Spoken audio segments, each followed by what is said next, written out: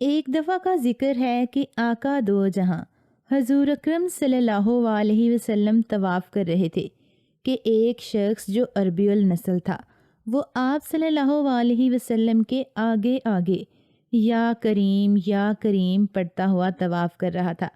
آپ صلی اللہ علیہ وسلم بھی اس شخص کے پیچھے پیچھے یا کریم پڑھتے ہوئے طواف فرما رہے تھے۔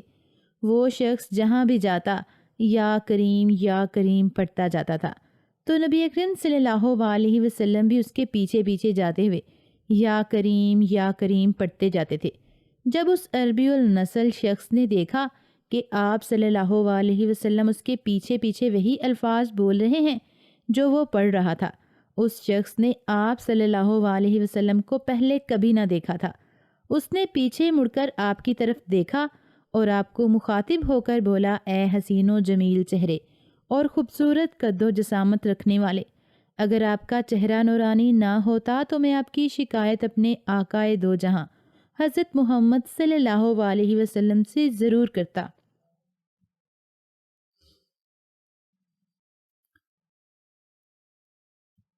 کیونکہ آپ میری نقل اتار رہے ہیں۔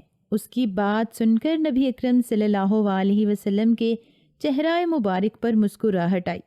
آپ صلی اللہ علیہ وسلم نے عربی شخص سے پوچھا، کیا تم اپنے نبی کو جانتے ہو؟ تم نے اپنے نبی کو دیکھا ہے؟ اس شخص نے جواب دیا کہ میں نے اپنے نبی کو نہیں دیکھا۔ آقا دو جہاں حضور اکرم صلی اللہ علیہ وسلم نے فرمایا کہ تم دیکھے بغیر اپنے نبی پر کس طرح ایمان لے آئے ہو؟ اس عربی النسل شخص نے بڑے ادب و احترام سے عرض کی کہ میں نے آقا دو جہاں صلی اللہ علیہ وسلم کو بغیر دیکھے ہی ان پر ایمان لے آیا ہوں۔ میں نے بن دیکھے ہی نبی اکرم صلی اللہ علیہ وسلم کی نبوت اور رسالت کو مان لیا ہے۔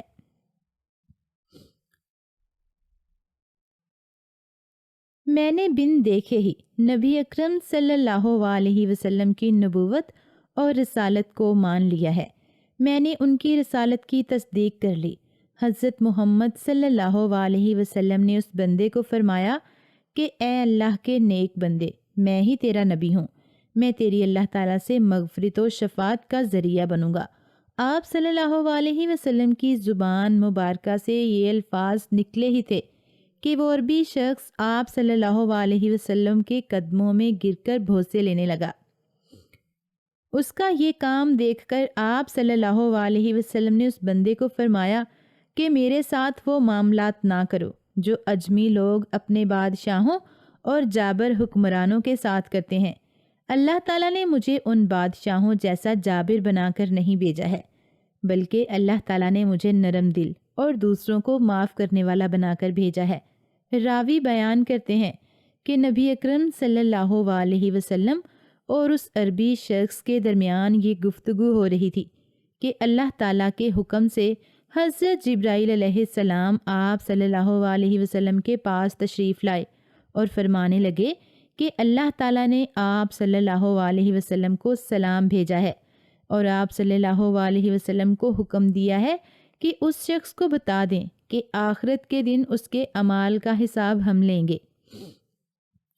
نبی اکرم صلی اللہ علیہ وسلم نے اس بندے کو کہا کہ اللہ تعالیٰ نے حضرت جبرائیل علیہ السلام کے ہاتھ پیغام بھیجا ہے کہ اس بندے کا حساب ہم لیں گے۔ یہ بات سن کر اس شخص نے عرض کی کہ کیا اللہ تعالیٰ خود میرا حساب و کتاب لیں گے؟ نبی اکرم صلی اللہ علیہ وسلم نے فرمایا، جی ہاں، اللہ تعالیٰ خود آپ کا حساب لیں گے۔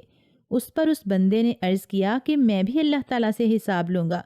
اس عربی بندے کی بات سن کر آپ صلی اللہ علیہ وسلم نے پوچھا کہ تم کس چیز کا اللہ تعالیٰ سے حساب لوگے؟ اس نے جواب دیا کہ اللہ تعالیٰ میرے گناہوں کا حساب مجھ سے لیں گے۔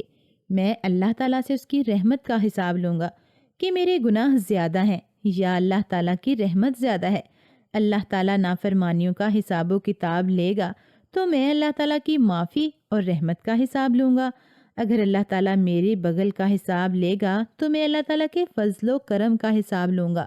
کیا اللہ تعالیٰ کی رحمت زیادہ ہے یا پھر میرے گناہ زیادہ ہیں؟